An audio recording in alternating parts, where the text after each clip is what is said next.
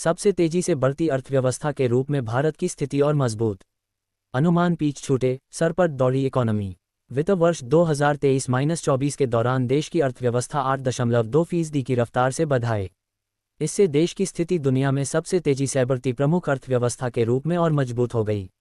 इसके अलावा शनिवार को आम चुनाव के आखिरी चरण की वोटिंग से ठीक एक दिन पहले आए इन आंकड़ों से केंद्र सरकार की साख भी बढ़ गई। वित्त वर्ष 2023 में ग्रोथ रेट 7% रही थी।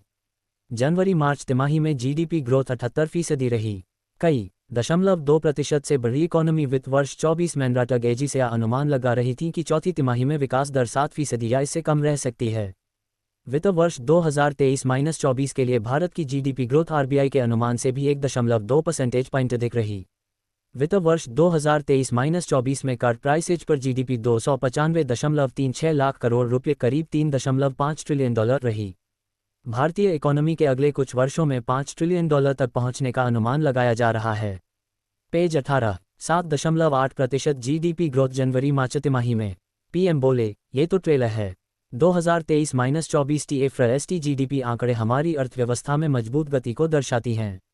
ये बात का उदाहरण है कि भारत वैश्विक स्तर पर सबसे तेजी से बढ़ने वाली प्रमुख अर्थव्यवस्था बना हुआ है। जैसा कि मैंने कहा है, ये आने वाली चीज़ों का सिर्फ एक ट्रेलर है। भारत चीन से आगे है। चीन की अर्थव्यवस्था जनवरी मार्च तिमाही के दौरान 5.3% की दर से बढ़ी। भारतीय अर्थव्यवस्था के कुछ वर्षों में $5 ट्रिलियन तक पहुंचने का मंच तैयार हो चुका है।